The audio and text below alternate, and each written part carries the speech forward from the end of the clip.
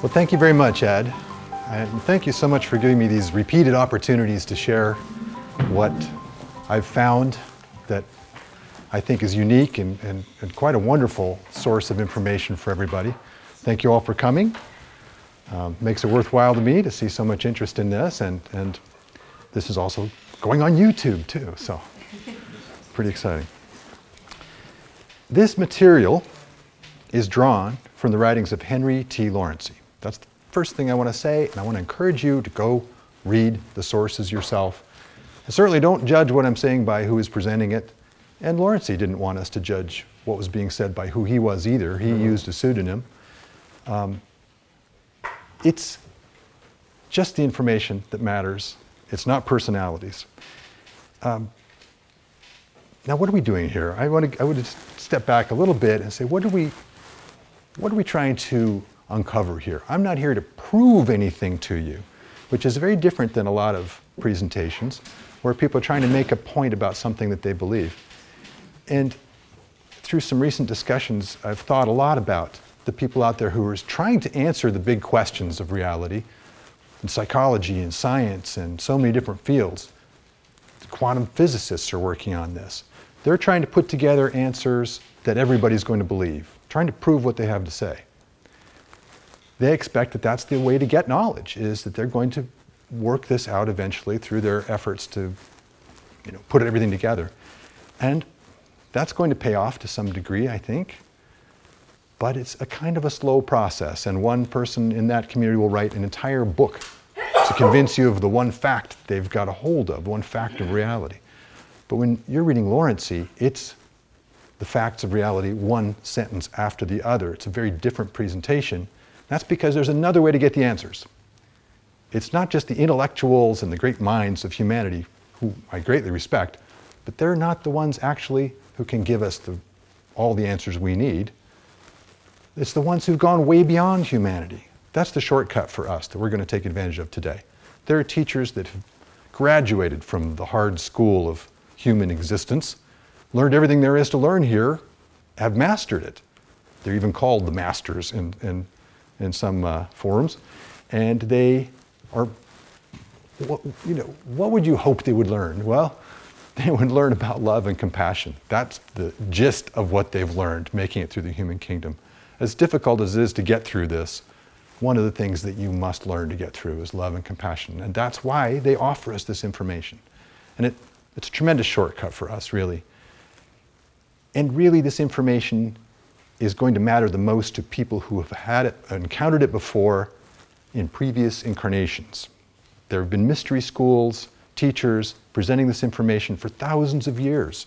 For all of human history, it's available for the people who absolutely need it, who just can't go on without understanding what's really going on. Those people are met with the compassion of the masters who do know what's going on, and that's the presentation that they get. That's where Lawrence's information comes from. And to me, it feels like, as a scientific person myself, it feels like skipping ahead and reading the answer book, but that's the way I want it.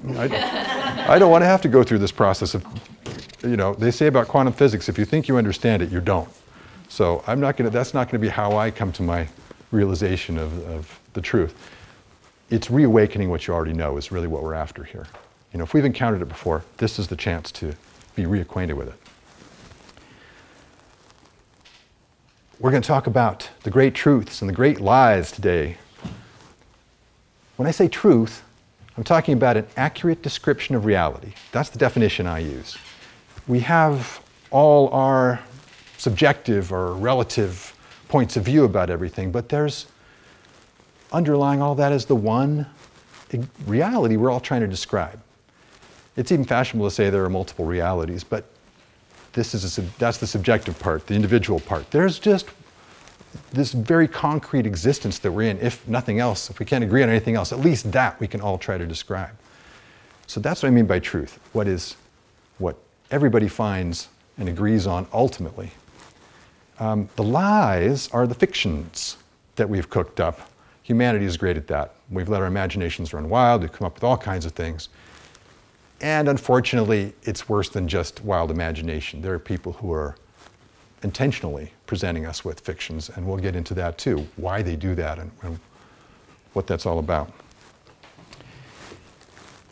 Probably the greatest truth, the greatest personal impact, I think, is that our real selves are indestructible, that we're not these bodies, that we take on bodies to learn. We shed bodies and we get new ones that are more appropriate for what we need to learn next. In fact, what Esoteric says is we've been doing that for 1 billion years. We've been doing that, moving through, more than billions of years probably, moving through the mineral kingdom, the vegetable kingdom, the animal kingdom, in this continuity of the evolution of consciousness. As our consciousness grows, we need new forms to learn new things with and to explore new worlds with. This human form we have is pretty remarkable, really, for exploring the physical world. And it has a breakthrough in consciousness associated with it. To get from animal to human, the breakthrough in consciousness was to be aware of consciousness itself. Self-consciousness. That's what animals can't do. They're not actually able, they have directed consciousness, certainly, and objective awareness. But their ability to know themselves as a conscious being, as soon as they do that, they're not animals anymore. They're ready to reincarnate as humans. Quite a process overall that we've gone through already and can give ourselves some credit for. So let's have a look at this kind of consciousness that we have that's special to us. Let's step back and take a moment to look at where our attention is coming from within ourselves. Be conscious of our consciousness. That's where the self is where the attention is. When we're doing that, we're doing something we don't do often enough as human beings. That's our heritage. That's our wonderful human quality of consciousness that we can explore. And when we don't do it, we're in danger of the effects of automatic consciousness. And, you know, if we all know what that is, right? Where we've reacted before we've thought. It's not a conscious reaction, it's a reaction. And we say the things that hurt the people around us, or we do something that's not in harmony with what we really want. So if we can tune in on who we really are, we're going to say what we really mean, and that's what being truly self-conscious is. So if we have, I really haven't taken that moment, I realize, in saying this, let's just pause just for a few seconds here and feel the presence of our consciousness.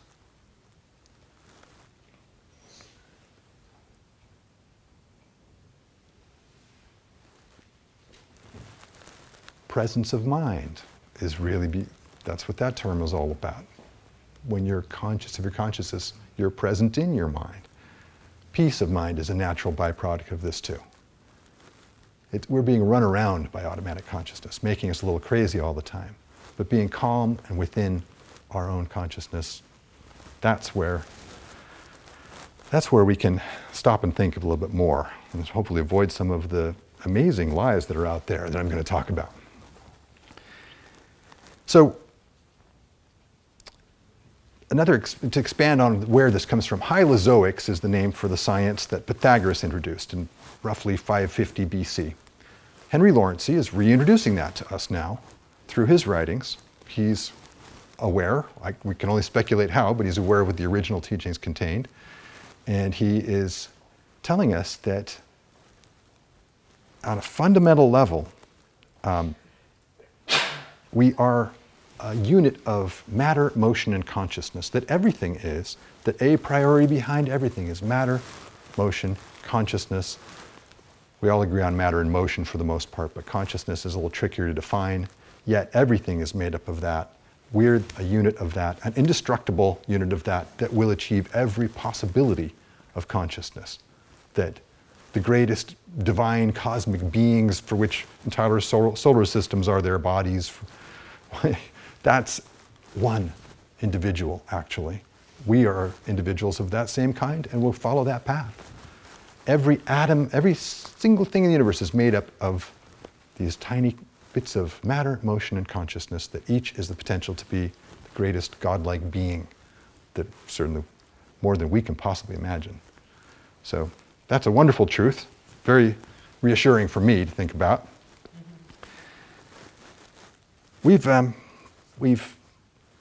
along this continuum of evolution, we've distilled the experiences of many lifetimes. And that brings up one of the fundamental great truths. And I frame these in Lawrence, as Lawrence does, in terms of the laws, the great laws of life. They're laws of nature. Science has done a great job of exploring laws of nature, and through experiments and through the activities that prove these laws really have pretty much demolished a lot of nonsense out there already. We can thank science for a lot of that. But the laws of life are more subjective. Not so easy for science or anyone to prove. We need to prove them for ourselves. Anything subjective is up to us.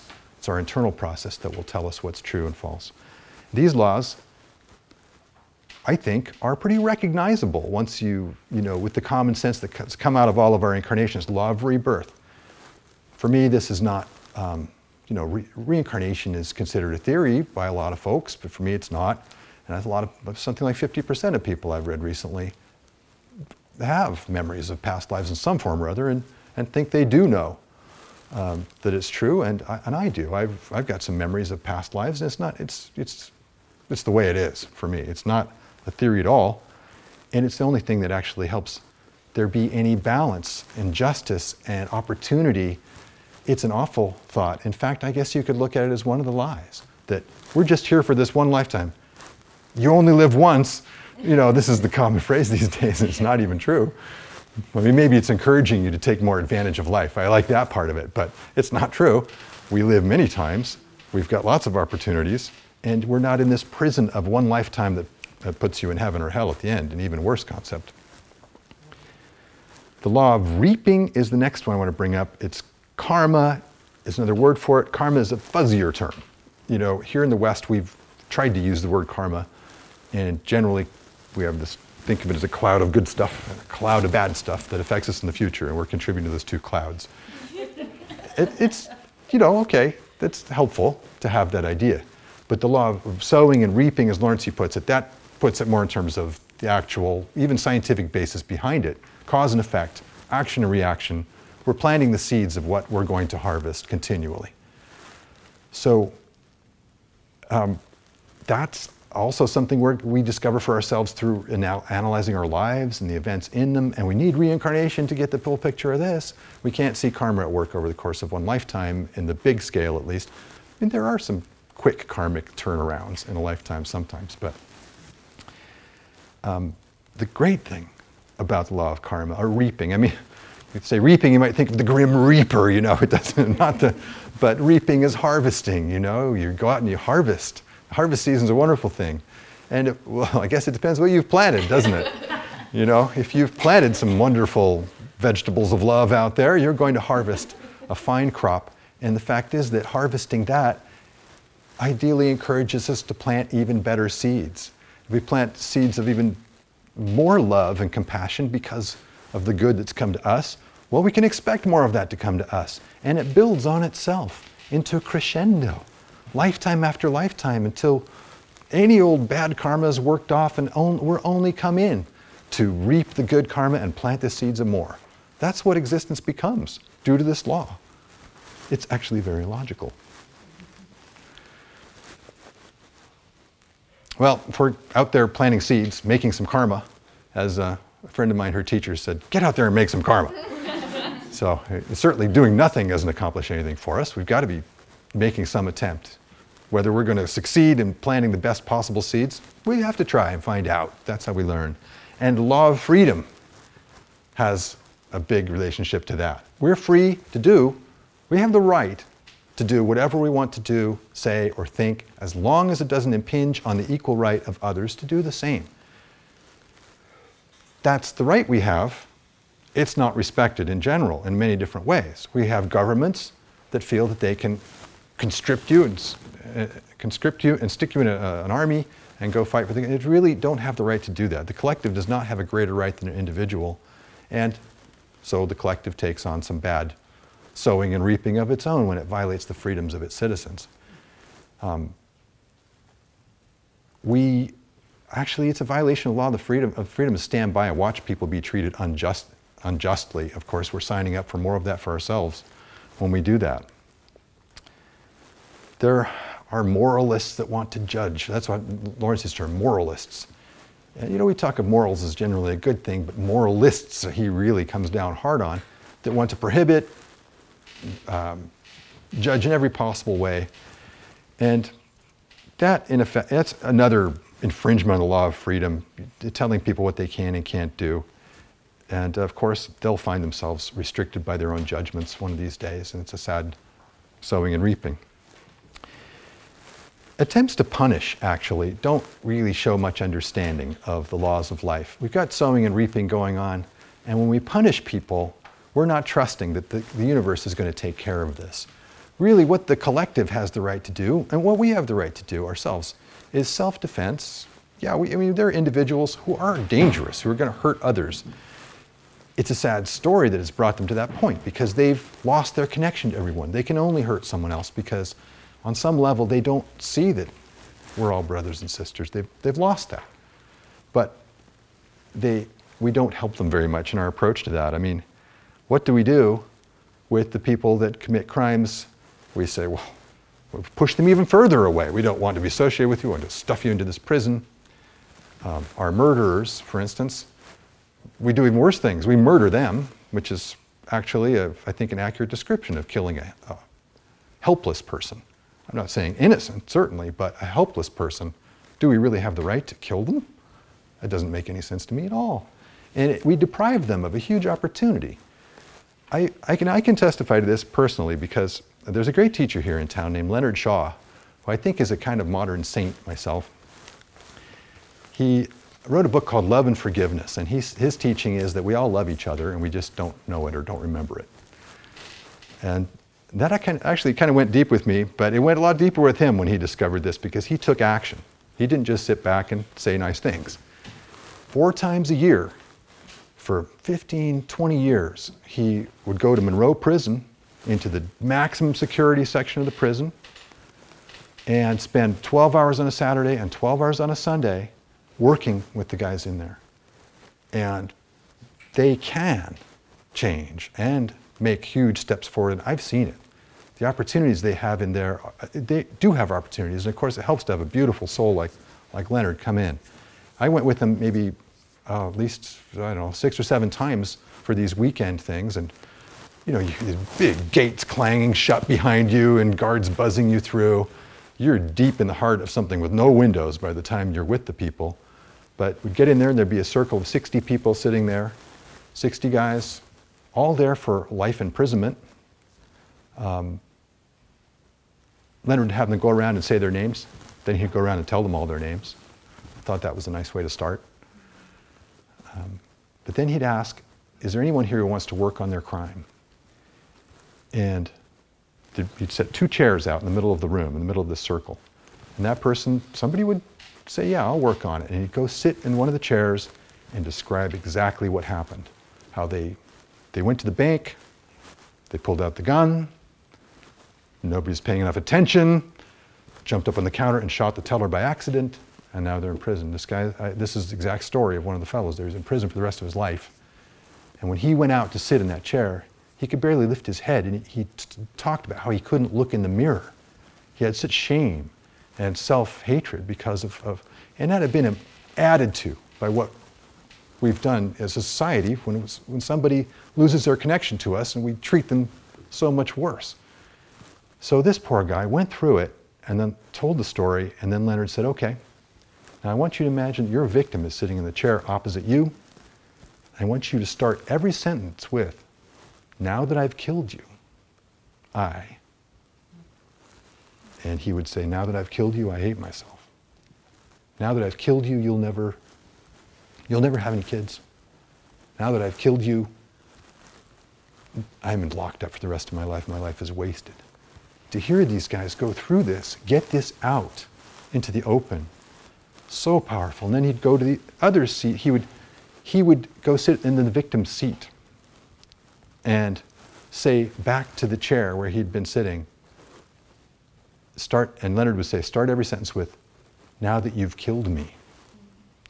And you'd go through and say, now that you've killed me, I hate you. Now that you've killed me, I'll never be able to see my friends again. And And all of that would get gradually worked out and through and into the open. And as we'll talk about later, what is exposed to the light? This is a great biblical quote. What is exposed to the light becomes the light. There was healing going on there. It was magical to see. And everybody can turn their phones off right now. That would be a good time to do that one.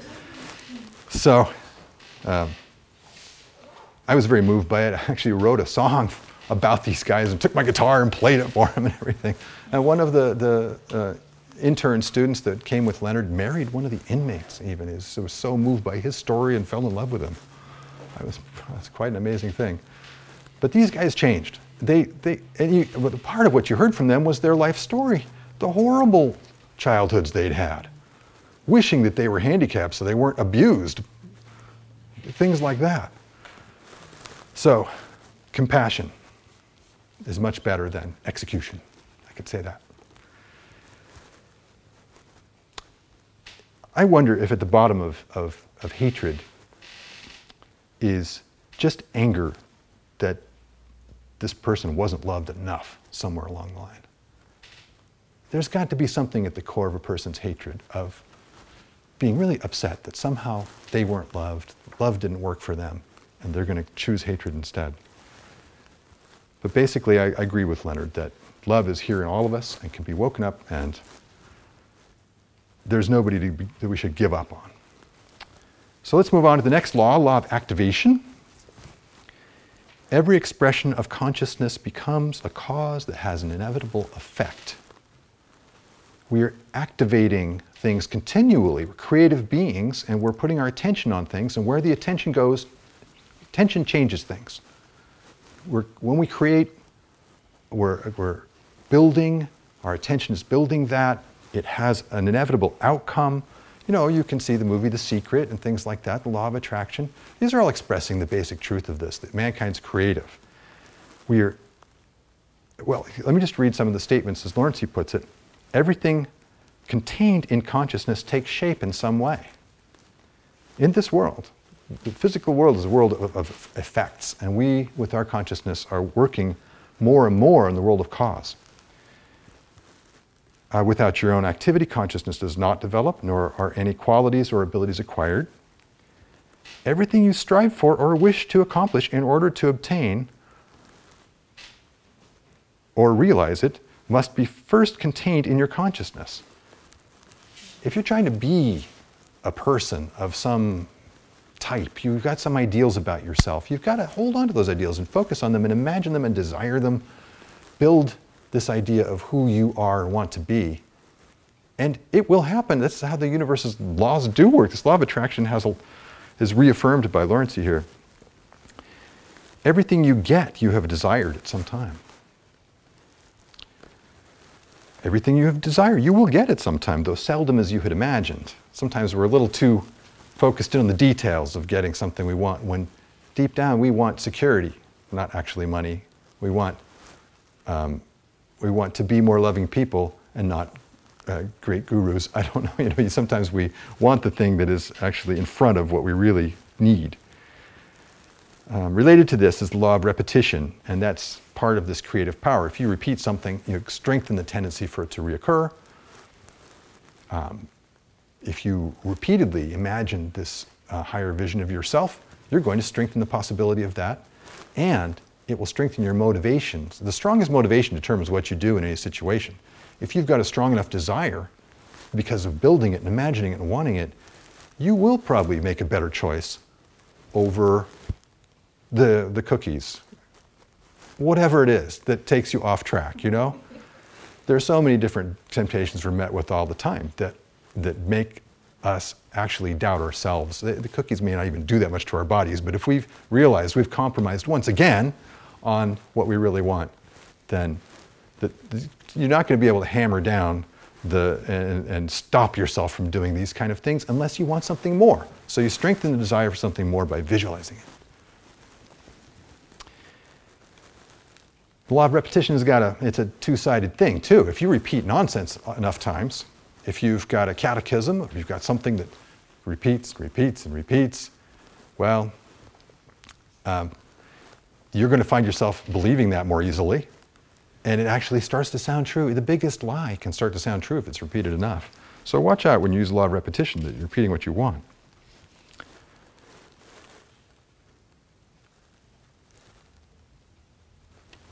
You know, the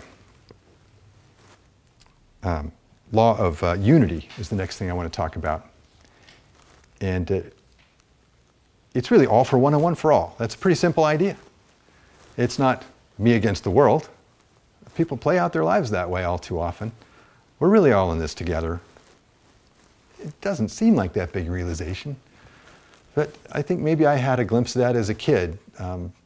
Somehow I had more of a latent way to grab it, that realization, because I remember my mother giving out some candy one time, and I had this thought, I must have been maybe 7, that it didn't matter if I got the candy or another kid got the candy. As long as a kid got some candy, the universe was improved.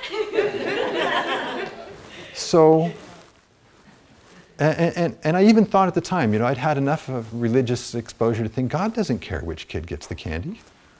You know, God's happy that the kid gets some candy too. So, each of us is uniquely important. The universe would not be the same without each of us, and we're going to find that out. It's going to be a wonderful discovery, how each of the things that make us unique individuals and give us something special to contribute, when we get to really blossom into giving that, that's a gift that no one has given before to this world. The whole point of the difficulties of the human kingdom is to help us establish that strong individuality that can give like that is unique, to develop a personality, you know, and we're going to need it because, remember I talked about the evolution of consciousness? To the human kingdom, we've got self-consciousness. We've got a big consciousness shift ahead of us to get to the next kingdom after human. In that kingdom, the consciousness jump is to collective consciousness. Unless you've really got a good idea about your individuality and a firm sense of it being a center of action and choice, you'll be swept away in collective consciousness. So our individuality is precious. As much as we try to battle our egos or, you know, let's not be too hard on ourselves as part of the moral there. The law of development is another of the great truths. We are going through stages, obviously. This evolution of consciousness, the human kingdom has got its stages too. Lawrence, he calls them the stage of barbarism, where we're just learning to care about anybody else's stuff. We're pretty much into doing what we want to do.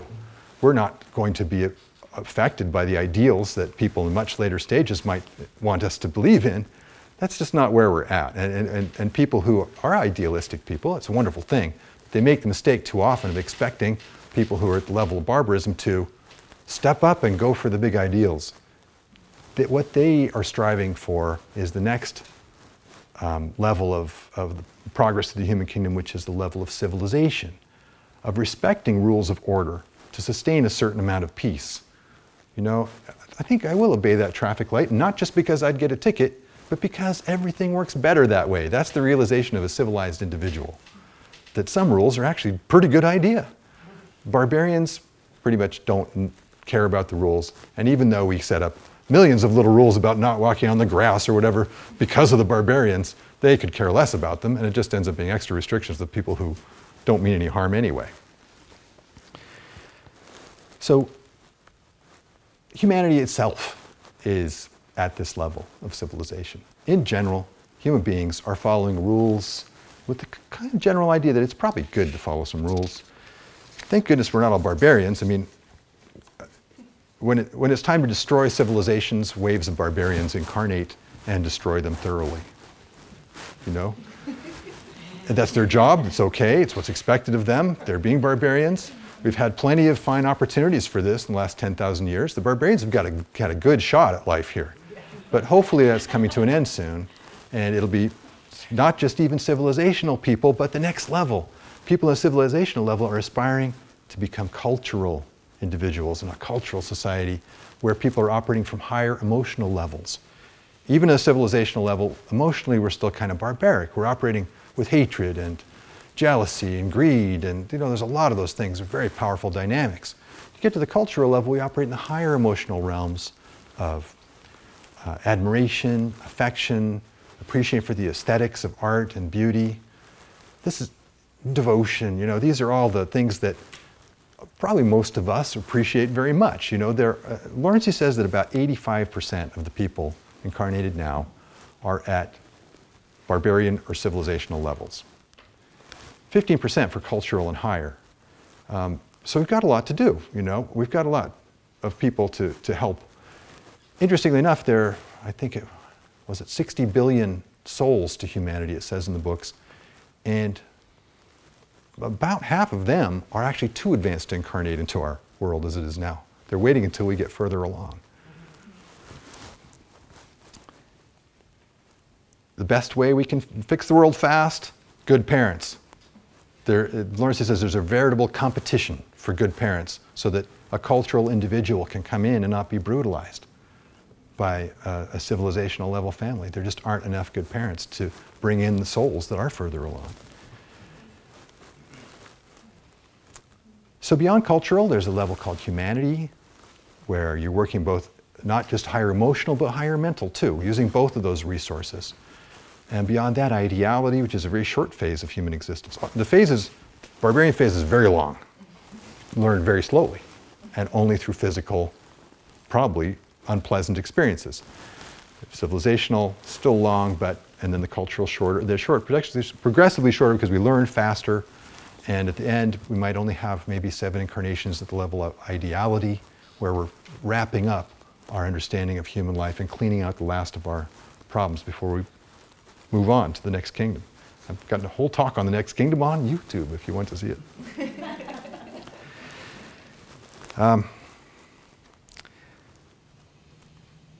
Just to throw out a little grab bag of truths here before I move on to the lies. There's destiny at work in all of our lives too. In between lives, there's planning going on that we're involved in, for giving us opportunities to progress. It's not just sowing and reaping, but that's figured into things, And the sowing and reaping is merciful. It's not more than you can handle in a lifetime. As we get to be more powerful beings, we can actually offset a lot of it with powerful actions too. Though we may have some particularly difficult thing coming to us, if we've alleviated the suffering of others in proportion to that, it can offset that. We don't necessarily have to have our reaping be unpleasant. Anyway, we are all one. We're all brothers and sisters. It's a cliche, but when are we going to get it? Nothing can stop us from achieving omniscience and omnipotence, though we can delay our progress in many ways. That's the promise of all this. It's huge what's possible for us. And the very fact that we're willing to sit here and think about it and look at it means we're getting much closer to it now. Imbalance, ugliness, evil are all temporary results of human ignorance and fear. Temporary. No one is to blame for our misfortunes or our joys, but ourselves.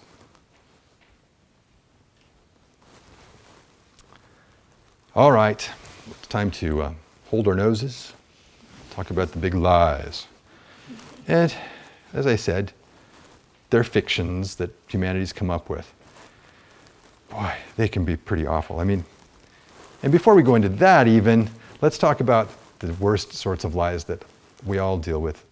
The rational lies, the rationalizations that we make of our behavior.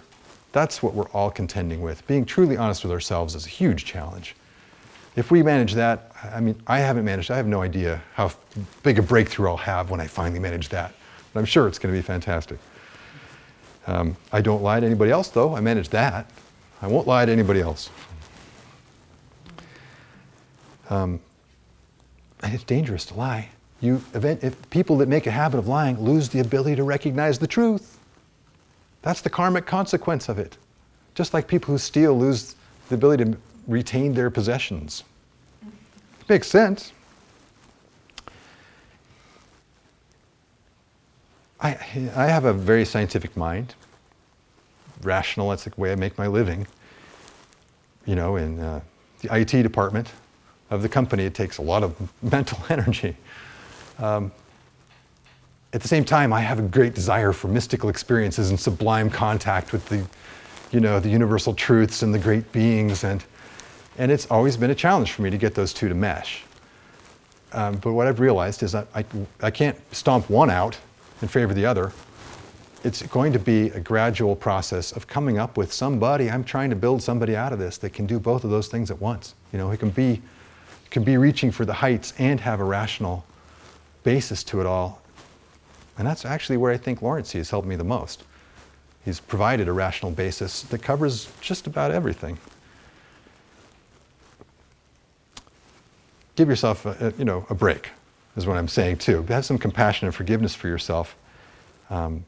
Don't squash part of yourself. You're going to have to incorporate it into who you are. You can't kill it out or squash it. But ultimately, as I said in all the esoteric literature, the problem goes away when you are putting others in, just saying they're as important as you. When you've put the ego in its place in relationship to everything else, your personal problems also, you get the proper perspective, and they're so much less important and actually solved pretty much in the life of service. So, humanity's cooked up a few things. Here's one. Sin. The idea of sin as a crime against an infinite being who demands infinite punishment in an everlasting hell.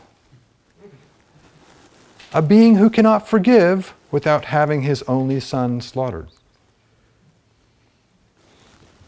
Really? That's horrifying. Let's hear it. To quote Lawrence, sin as a crime against an infinite being is the most grotesque fiction human imagination has been able to construct, a truly satanic invention. It's still being taught to children these days. It's a big curse laid on humanity that this persists and perpetuates this particular big chunk of nonsense. Steaming might be a good word to add to that. Projecting humanity's lower quality stuff, our worst emotional nature, our aggressiveness and our unforgivingness or whatever, projecting that onto divine beings is what we've done when we do that. The wrathful Jehovah stuff, completely contradicted by Christ later, who taught about love and forgiveness. It's when we think of God as this big, punishing, we are actually blocking relating to the divine beings as the compassionate and loving beings they are, trying to help us and give us gifts all the time. A lie like that blocks that. That's probably the worst thing about it. Besides the horrible guilt complexes that come out of it and the life-limiting aspect of it, that people makes them afraid of life, to think that they could be judged and sent to eternal hell for doing what everybody does, make mistakes. That's how we learn. We're all making... Look, we've had all these lives as barbarians. We killed a few people, I'll bet you. We've been part of massive battles. We've been butchered ourselves. It's like this is what humans did to learn that they didn't want to do that anymore. So if they'd all gone to eternal hell, none of us would be here. All the hells, there are hells of sorts. They're in this world. They're in the lower emotional world, the ones that people have constructed. The emotional world is full. After dying, you still have your emotional or your emotional body, basically. Astral body is another word you find in literature. You still have that body. You lose your physical. In the emotional body, you're relating to all the creations that humanity has ever populated the emotional world with. It's full of the imagined things. And you can find you've got a whole grab bag of hells to choose from all the different religions that have ever constructed one. Or you could go hang out in Middle Earth. That's probably where I'll spend some time. Because it's thoroughly fleshed out there by all the people imagining it. We're all subject to the laws, and there's no arbitrary divine being that's going to... There's no divine being in the universe, whether they're planetary or galactic, that is not subject to these same laws, and is not also respecting the law of freedom that we have, and is certainly not going to give us orders and doesn't demand to be worshipped. That's the last thing they want, is to have us trying to treat them like some kind of idol. And they can't be offended, you know. This idea that we're going to offend God with our actions. God expects us to at least try a few things, you know. No, and God's been there, okay? Any divine being that you want to call God anyway. God is really, in esoteric terms, the collective of all the consciousness of the higher beings, of the higher worlds. They've all gone through the human kingdom. They've been here, done that, and of course they're compassionate. It's the only way they made it through the human kingdom, to be compassionate. My grandfather always said that the greatest evil humanity has done to itself is to set up priesthoods who say that we can only reach God through them. That's kind of a corollary of this first one. And the fact is that each of us is within ourselves in contact with the divine. We have a divine component we're trying to wake up as. We've got this causal body. We've got higher aspects of ourselves that we're still trying to activate, the law of activation. When we're ready, we'll wake up to a view that includes all of our lives together. And we'll know ourselves to be everyone we've ever been. We're not ready. I'm not ready for that. You know, I can't say we. I'm not. But when we get there, we'll see that we've always been in touch with our own souls. That's actually what we contact when we try to pray or we try to reach for God. We end up contacting our own higher selves. So it doesn't require a priest to do that. And the priesthood has really just so often been hijacked by people who want to use it as a vehicle for commanding other people and enforcing their views, and they want power. Here's another bit of a whopper to me. Those who don't believe as we do are lost. They're going to hell. I moved to Utah as a child when I was about 10. I grew up with the Mormons. Had a lot of questions for them as they told me about their religion. And hit this big stumbling block. That the Mongolian sheep herder, living a beautiful life, caring for his kids and being very noble in every way, of the finest qualities of a person, was going to hell because the guys on the bicycles were never going to make it out to him and tell him about the Mormon church.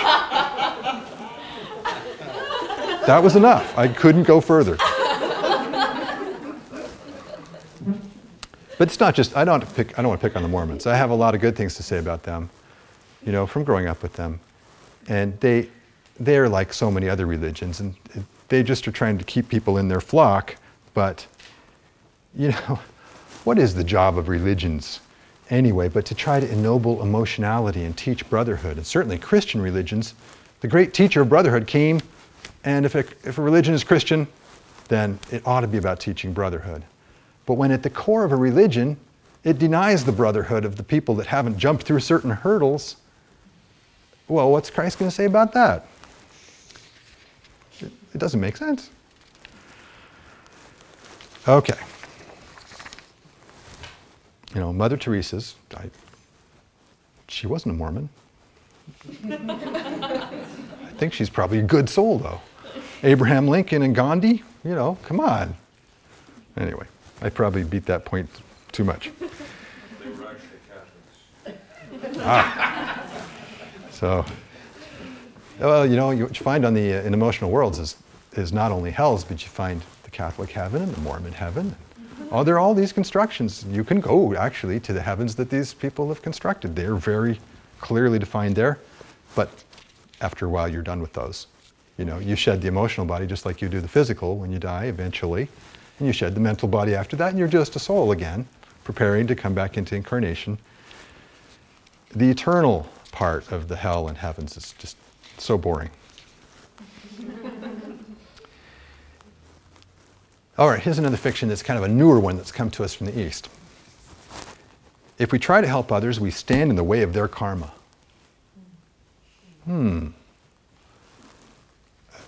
That's actually, you know, I've heard that. It's pointless to try to help that person. It's their karma to suffer, and so they should suffer. And I think that the golden rule kind of, you know, it's Confucius says, "Here certainly is the golden maxim, do not do unto others that which we do not want them to do to us." When we're suffering, would we like to be ignored? No. And any attempt to help suffering is good sowing, is what Lawrence says, as in the law of sowing and reaping. When there's plenty of suffering to go around, and recognizing our brotherhood and sisterhood here, trying to help with suffering is in line with the law of unity, with planting the good seeds for when we're next suffering. So I think that one's actually, I think it's easy to dismiss that. Another new one coming from the East. We can incarnate as plants or animals. No, that's actually not. Esoteric denies that rather emphatically. We've gone through a lot of trouble to make it through those kingdoms, a lot of work. And when we've acquired a causal body and the jump to the human kingdom, something you can, I mentioned, talking about in the soul talk, you can read about. It's really a soul body that we're trying to wake up in. We acquire that in the jump to being human. That can't be undone. We can't have our consciousness stuffed back into the tiny, limited consciousness of a form that is suitable for animals or plants. Its nature is certainly not that cruel. So I'm not sure where that misconception came from, but Esoteric denies it completely. All right, let's talk about the personal lies a little bit more. We talked about how we lie to ourselves. Here's one. We are here to get what we can, take what we can, and to the victor go the spoils. And I kind of like that phrasing because it invokes the pirates that had the philosophy, you know, the spoils. But these days, you know, all but the poorest pirates wear business suits and work for companies like Enron. And barbarians are not necessarily dumb people. You know, you can be very smart and be a barbarian. This level of barbarian civilizational effort has to do with respecting the unity of everybody. That's the real progress to the human kingdom. It's not acquiring money or power. The real progress is in our ability to respect the laws of life and each other and have compassion and love. That's actual progress. And the folks out there plundering through corporations don't get it at all. And they have, well, I wouldn't want that kind of reaping ahead of me. They're powerful individuals, though, so they're going to have an opportunity, actually, to do powerfully good things from the same kind of scope. If they're such good organizers as to have that position, hopefully they can organize a really good thing when they get it. Money does not equal happiness. Lawrence says taking anything more than is needed for a purposeful life is theft. Now, a purposeful life can have a pretty big scope. It's true. If you're moving large things together, you're trying to put together maybe a new institution, a school or something like that. There's a lot that's got to come together to make that happen.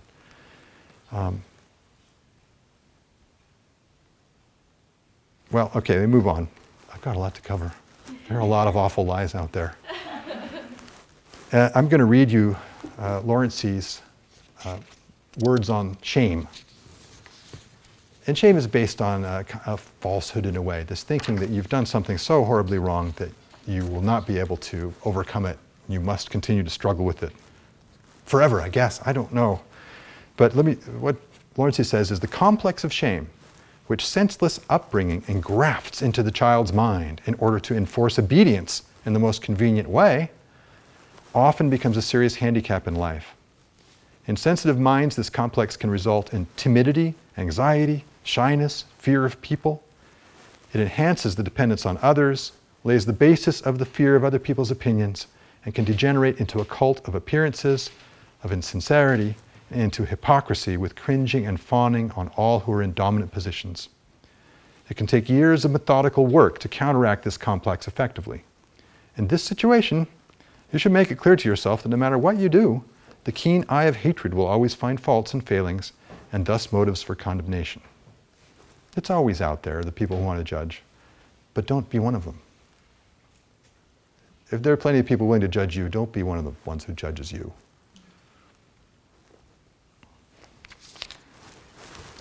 Fear is based on a misunderstanding, a falsehood too, that we're separate, that things, the only evil that can befall us, according to Lawrence, is from the seeds we've planted ourselves. And the sooner we can get those out of the way, the better. We don't need to be afraid of things to not do them. I mean, I'm not afraid of the fire, but I know better than to stick my hand in it. You know, fear is too deeply embedded, and of course that's played up in so much of the mass media that we have these days. We've become afraid sometimes, or we've done a lot of things because we've drawn the wrong conclusions in some previous lifetime and they're still with us. The conclusion that I have to do everything for myself, for instance. That nobody can help me, I've got to make everything happen. I've got to make the wheel turn and make this happen and get that to... Well, we're all in this together. Plenty of other people do realize that, and if they see that you've got a good idea, a good cause, they'll help you, they'll work with you.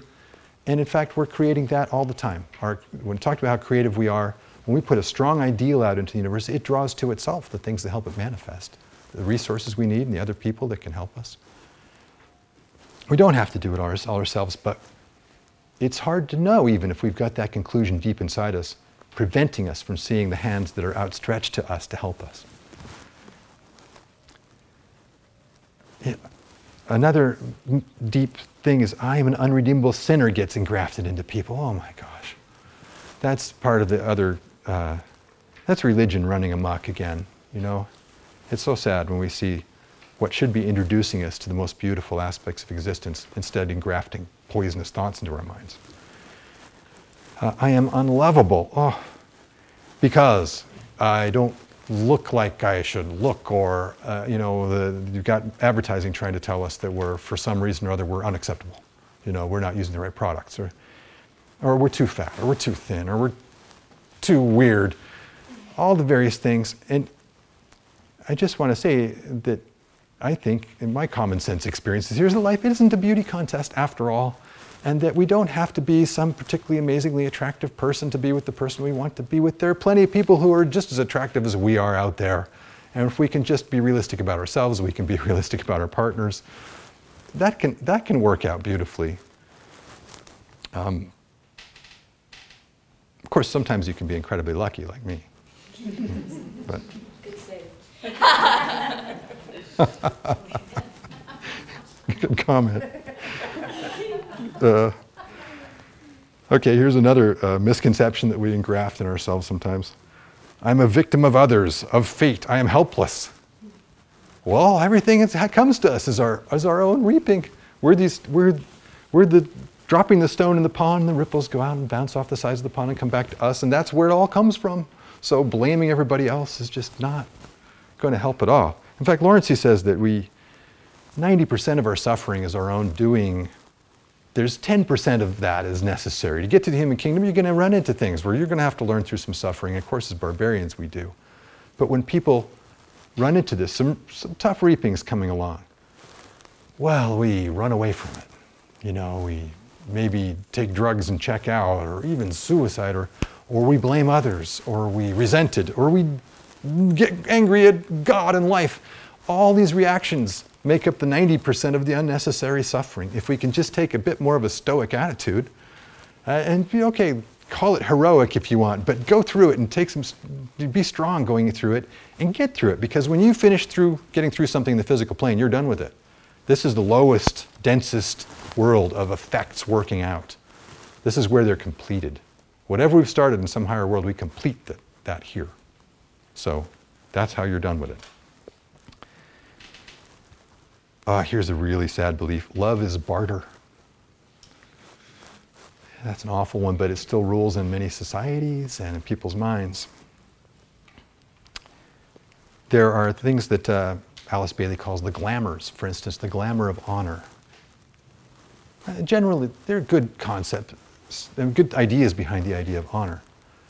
But the idea that someone can deprive you of your honor with their words, and duels get fought over that belief that someone has besmirched my honor by saying this. Now we have to fight to the death.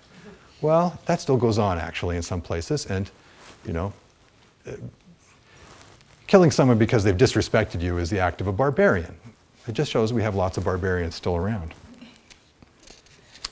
So, moving on to another category of lies, the philosophical lies.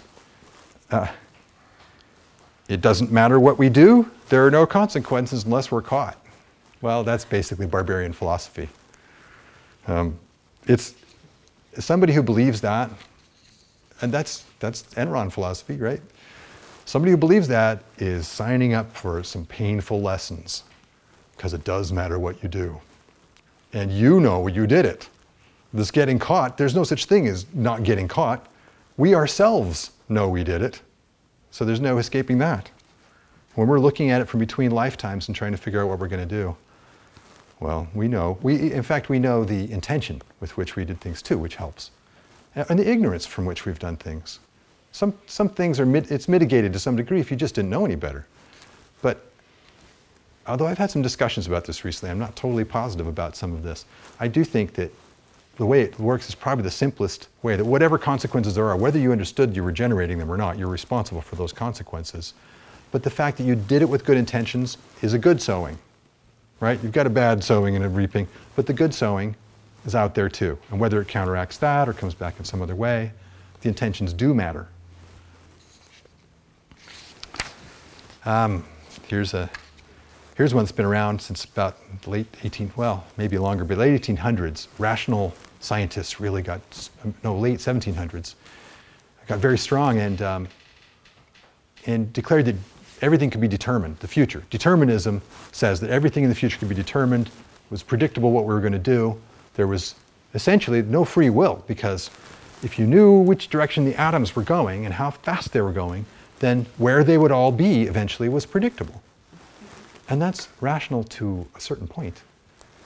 When the fellow who came up with this handed his book to Napoleon, Napoleon read it and said, "Well, where's God in this book?"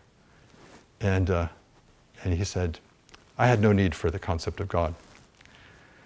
And the thing that the God concept is actually related to this, because Lawrence says there's matter, there is motion. That's what the rationalists were talking about. But there is a third thing that is in everything, consciousness. And consciousness is moving everything around all the time in an absolutely unpredictable way. That's what free will is all about. With our consciousness, we're shifting everything at all times. We are not predictable. If we were, there wouldn't be free will. I mean, they go hand in hand. So that's a philosophical, there's so many more of those that I could get into, but there just isn't time. I've got to get on with the fun lies.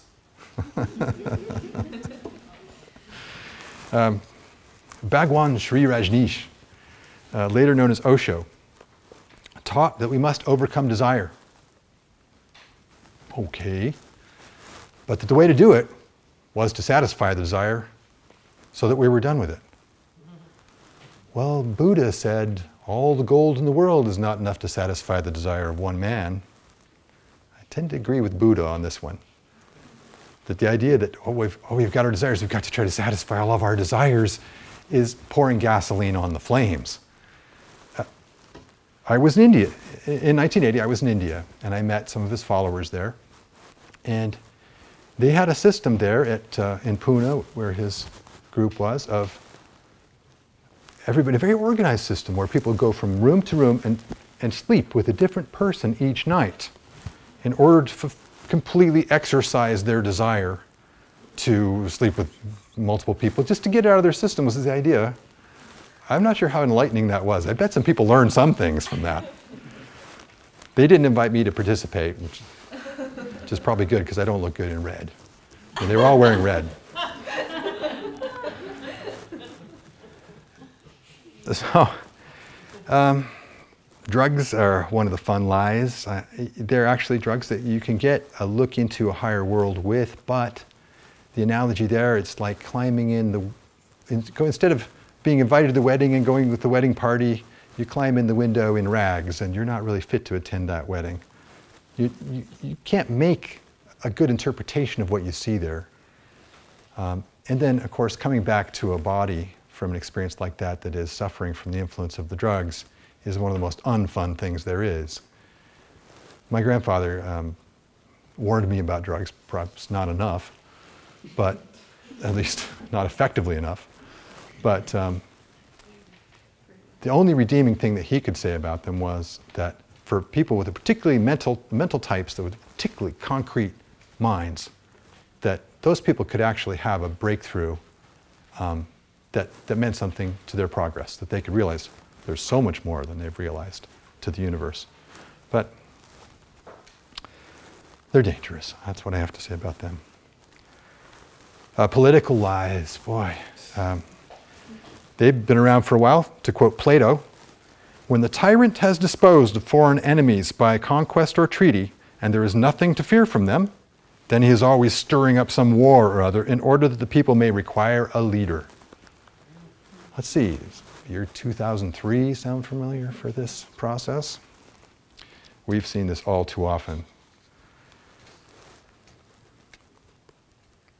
And it really doesn't matter how many people die to those people. That's the sad thing. Here's the big lie. Hitler was a master of the really, really big lie. And they actually had the theory that lots of people tell lies, but to tell one that is so huge, people actually won't believe it's a lie because it's so huge. How could somebody just tell such a monstrous falsehood? That was a conscious decision on their part when they rolled out their idea of using the Jews as a scapegoat for everything. I thought, well, if we repeat this enough times, and it's just, if we announce that this is the case, then people will believe it. Well, along with driving his entire nation into a state of psychosis, he was able to achieve that. So we talked about the lies. It's time to talk about the liars. And this is an interesting thing that people wonder a lot about the evil in the world. And I think the explanation might be a bit simpler, easier to understand than is thought. First of all, we've got that 85% of humanity. This is a stage of barbarism and civilization is functioning through lower emotional, repellent emotional levels is what it's called, and not attractive. The higher emotional are attractive. The lower level emotional things are repellent. The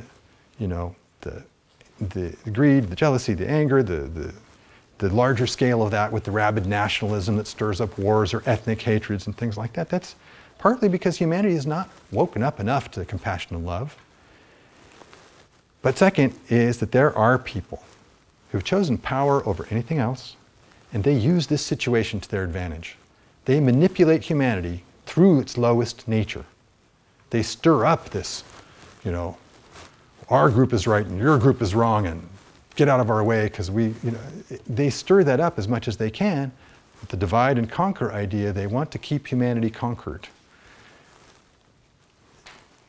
They want to keep humanity in the dark because humanity's next level of culture, which we're striving for, of reaching these attractive emotions, also includes reaching higher mentally, where we can't be so easily deceived, where we can't be manipulated through our lower grade automatic responses. When that is overcome, these people lose their power, and their power is everything to them. So they have to keep us in the dark. They cannot let us find out that culture is even available, the possibility is even there. Certainly they don't want us to know that we're going to get there no matter what anyway.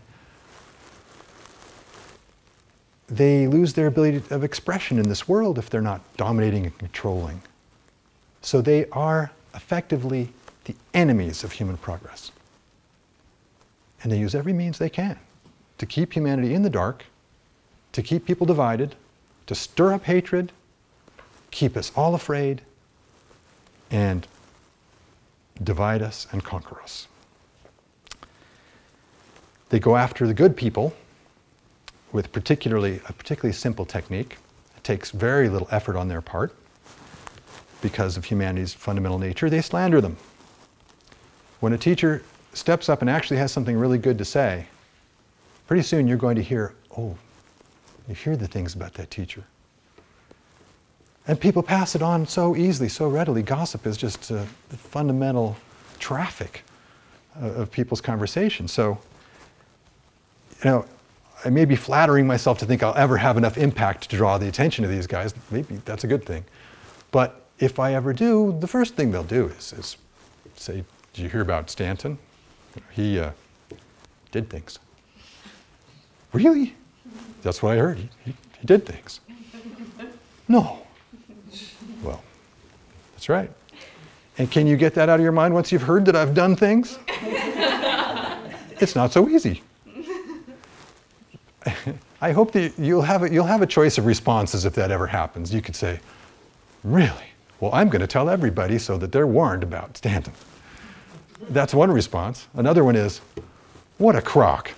You know, if you reject it aggressively enough, it won't stick in your mind and contaminate your relationship to me. And it's, you know, okay, there's Eckhart Tolle. There are other much more amazing teachers out there, and of course they're slandered left and right. That's the easy way people are attacked. Poor Madame Blavatsky. Well, her picture is down, but there she is. She is still considered a fraud to this day by the many successful slander attacks that went on for so many years since she was here.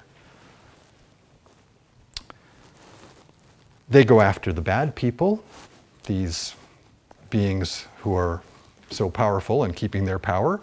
They stimulate the egoism of people in power. It's not hard at all for them to find people who've risen to a certain amount of power and stimulate their egos and tell them they can have so much more power. And maybe unconsciously they do this, or consciously, but turn them into unwitting tools that are serving their needs of holding humanity back. Maybe that has something to do with some of the corporate nonsense we see too. I don't know. Fact is that the people they've supported in this way, encouraged in this way, run many big corporations and governments and institutions. And to a large degree, this world is run by the power people. As I said, they want to keep us in the dark, and they attack the teachings too. That's one reason they attacked Blavatsky so vehemently, is she had the first teaching to come out and re-announce to humanity what the actual facts of the matter were that had been lost for so long. They set up their own schools that resemble, they write their own books that mimic the other books. My grandparents put out a book called The Rainbow Bridge in 1975, which had introduced people to Bailey and to Theosophy and to all these ideas, and it's a very powerful book that's affected a lot of people. But a few years later, another book came out called The Rainbow Bridge, written by, you guessed it, Rajneesh, and it was full of the usual, all is good and do whatever you want. And if people found that instead of the actual Rainbow Bridge book, then, I can't say for sure that there was some kind of plot to do that, but it could very well be an example. The false teachers can be found in so many different ways and in different planes of existence.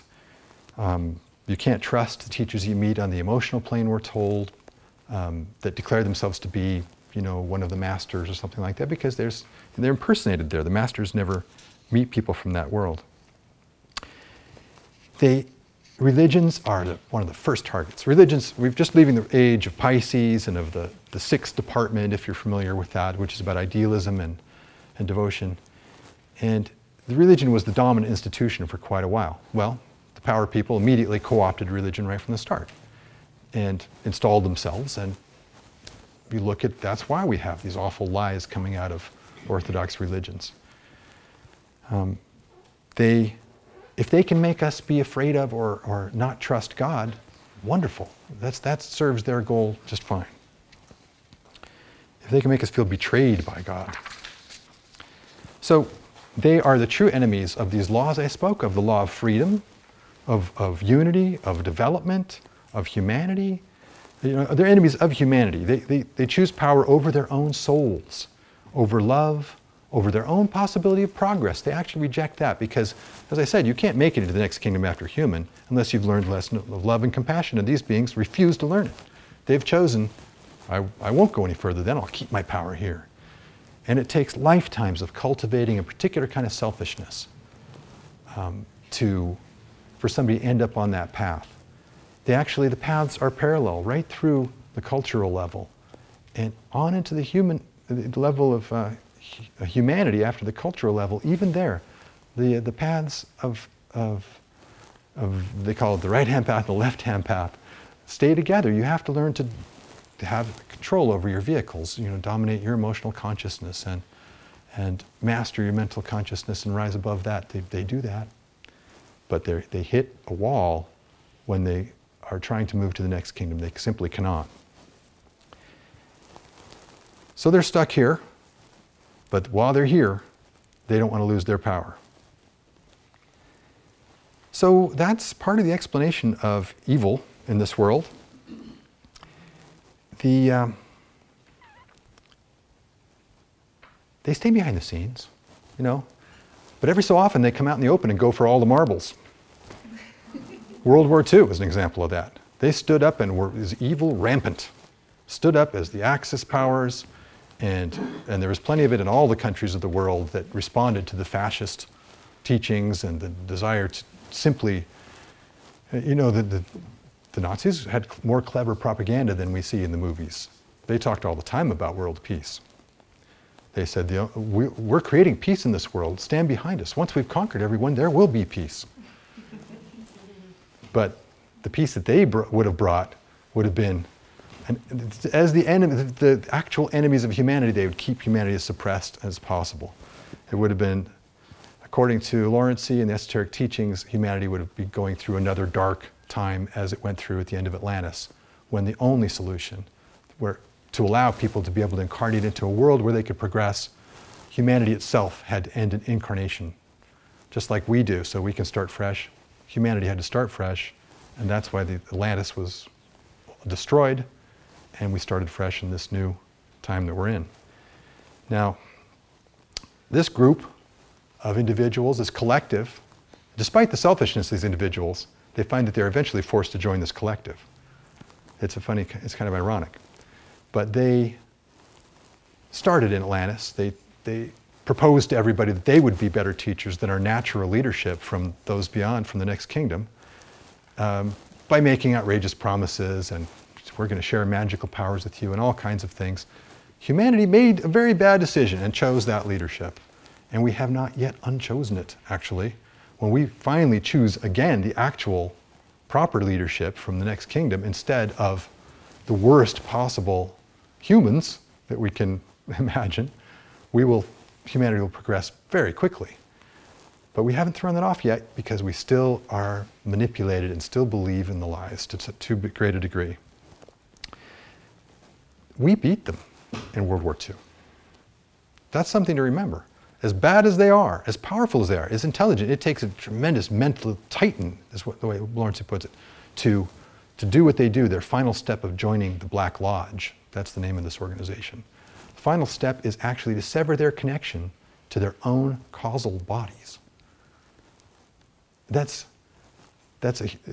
a horrible thing to imagine for ourselves. That's our soul nature. That's the self we're trying to wake up as, that is full of love and compassion and moving to the next world. Well, we are told from Theosophy on, it's been clearly laid out through all these teachings that it is possible to do make the worst possible choice in the human kingdom, separate yourself from your higher self and struggle on as a personality. When they make that mistake, they have to recreate everything that it took to get that causal body. They have to go back through all the kingdoms. It's actually the only way you can be a plant again. You go back and go through all the kingdoms. And Lawrence says the estimate for how long this takes is 30 eons. An eon being defined as 4.32 billion years. That's the consequences of that mistake. And what do they find when they get back? Once again, they've got a causal body. They're human again. They're back in a human kingdom in some far distant time. What do they find waiting for them there? The karma of everything they did when they were last human. You have to wonder if they realize that when they make that choice. So, they can be beat. They have been beaten. It surprised everybody when they were beaten in World War II. It surprised even those from the next kingdom because the Black Lodge usually wins. They're very well organized, and the good guys battling them are often very disorganized and arguing with each other, and the Allies were. It's kind of amazing how well they did pull it together to be able to fight the Axis powers. But as Lawrence says, if it wasn't for the energetic intervention of the United States, all would have been lost. So we have a pretty wonderful thing in what this country did, effectively saving the world. However, we've also been right in the crosshairs of the Black Lodge's efforts ever since then. And doesn't it seem like they may have won a few battles in controlling this country recently? Their days are numbered. When I bring up something so awful and ugly as the Black Lodge, I do want to point out that we beat them already, we'll beat them again, their days are numbered, and all that has to happen is for humanity to rise out of its lower level emotional nature. As much as they're trying to keep us suppressed, the human spirit cannot be kept down. It will rise out of it eventually. We will overcome it. And we've got the planetary hierarchy helping us. When we welcome them back to some degree as leaders, then they will assist us a great deal. They're absolutely immune to any of the efforts of the Black Lodge. Their power is far beyond that of any of these black magicians. But they are prohibited from destroying them or stopping them, actually, interestingly enough. The question has been asked, well, why don't these masters, who could easily stop all of this nonsense, do it? Well, an even higher authority says that they must not. And the reason is, well, two reasons. First is that the Black Lodge serves as an agent of reaping. Humanity's got plenty of reaping to do for stuff that we've done. The Black Lodge is actively bringing that reaping about. Consciously or not, they're serving the plan in bringing that reaping about. In fact, that's the only avenue they have to hurt us through. If we don't have the reaping coming our way, they actually can't affect us. The other thing that they help with is this opposition that they stand up to us. When we try to progress and meet this opposition, we actually progress faster. Because of this existence of this opposition, we can make it to the human kingdom in a much shorter period than otherwise. I find that kind of interesting.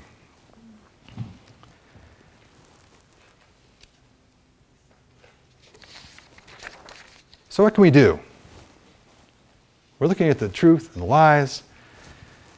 We have to remember how things really work. And we have to our subconscious is churning over all of our experiences and everything we've read and picked up all the time. It's associating this idea with that idea and trying to see what fits together.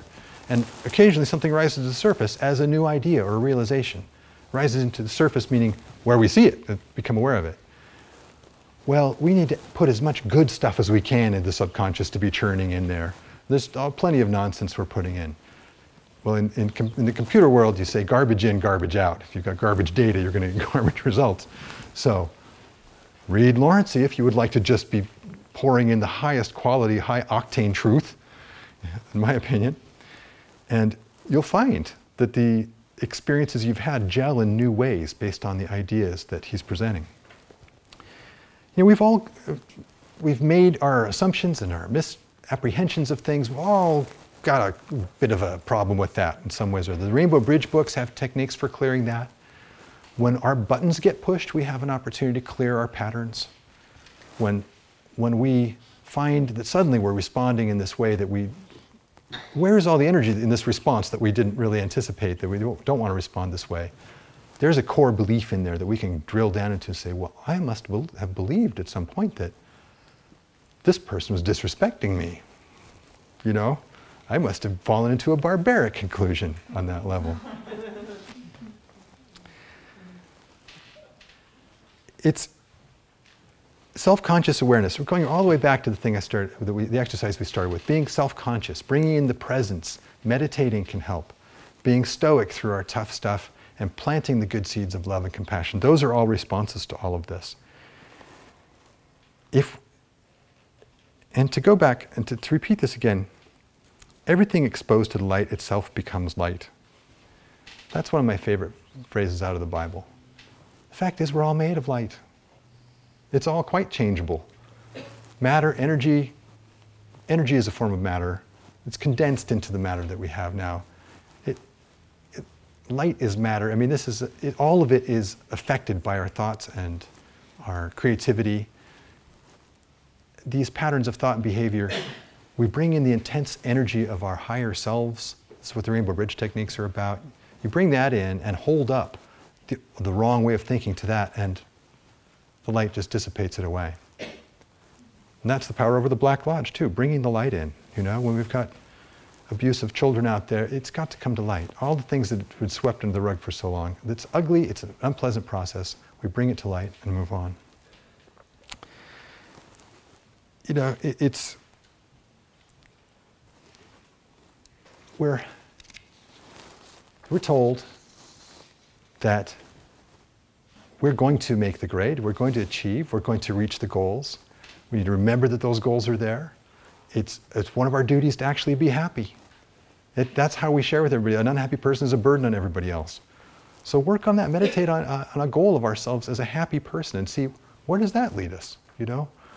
How about that as a path of service for the world, to be a happy person that shares that with everybody? And certainly, trusting ourselves is a big part of this. One of the lies is that we shouldn't trust ourselves, that we're irredeemable sinners. Let's fight that lie directly by saying, I am a good person, and trusting that, and acting on it. And caring about ourselves. We're told not to care about ourselves. And even in perverse versions of, you know, no ego is a good thing, we're told not to care about ourselves. We're just as important as everybody else, and no one is more responsible for us than ourselves. So we have to take care of ourselves too. And I was saying, you know, if we want to create the really beautiful things, hold those in our minds, and that's what draws the resources together to make them happen. That's what changes our motivations to be stronger, to choose the better paths to get there. We will reach the goal. So let's reach for it. Thank you.